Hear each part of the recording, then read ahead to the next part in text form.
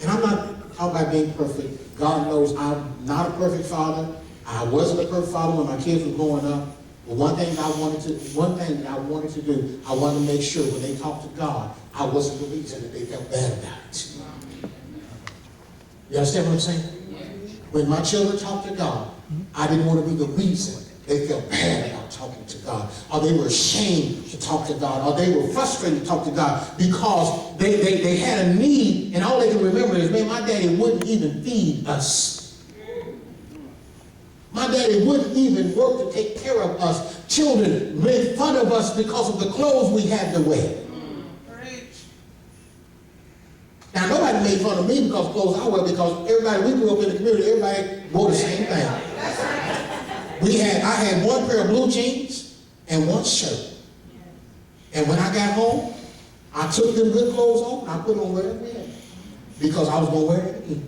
My mother made sure our clothes were clean and pressed and all that. They thought we had money. I thought we had money until I asked myself.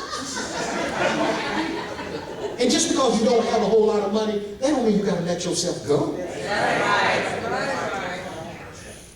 Listen. Fathers, listen to me. And mothers, you say, well, hey, you talk only about fathers today. This ought to help you too. Because if you, fathers, will teach your children how to relate properly to God, they'll never suffer wanting to come to God. Because they'll look at you and say, that's what God is like right there. And can I tell you this without sounding blasphemous?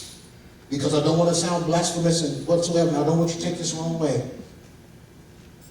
But the Father is the first image of God that children are supposed to see. I didn't say we are God. I said they ought to look at us and say, that's what God is like. He loves me. He takes care of me. He protects me.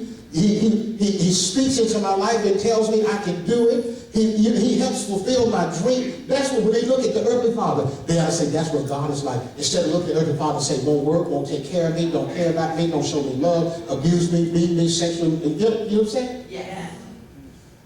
We ought to be the first image of God. Amen. To our children. Amen. I'm telling you what, I may not have made it 100%, but boy, my heart is right that I want my children, when they look at me, and I thank God, all of my children, my oldest son is 30, what was class? 34? Someone around 34? Thank you. He's 34. And the only image he has of his father is a Christian man. That's good. He didn't know me. That's why my children, when family members start telling them about me and how I was, my children look like, what are they talking about? What are you talking about? Prison and crazy and what the? Dad, you ain't never been none of that.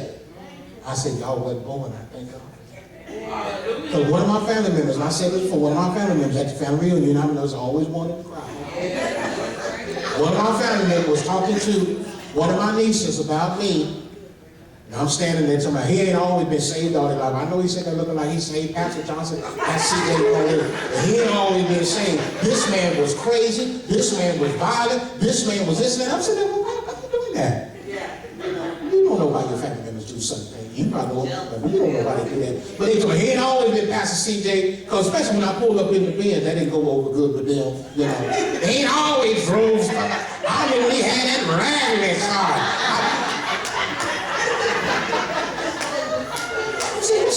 But anyway, forget what they said. Right. I'm going to tell you the response of my niece. When this person said he ain't always been saved all his life, she looked right at her and said, well, he's been saved all of mine. Amen. She said, my uncle has been saved all of my life. And she's 40-something years old. And she said, I ain't never known him not saved. So she said, whatever you talking about, I don't know that man. Yes. And I want you to know something. They didn't know I did this. I slipped out of the room. And just for a second, just a little trickle of tears. You know, we still got to represent. You know, I didn't start bawling. And, you know, we still got to. But just a trickle fell down my eye. And I said, thank you, Jesus. Because none of my nieces and nephews, I got family members in this church, none of them ever seen me in prison. None of them ever seen me in jail. None of them seen me fight violent. None of them ever seen me fight. Because if any man be in Christ, he is a new creature in Christ. He is a new creature in Christ. So, that's the negative side of earthly fathers. Next week, I want to give you the positive side of our Heavenly Father and how we properly relate to Him. But fathers, check this out. You may never thought about this. But to your children, you are little G. Not the big G. But to your children, you are little G. And you should walk in a way that when they look at you, they can properly relate to the big G, the OG, the original God. You hear what I'm saying? Come on, stand in your feet.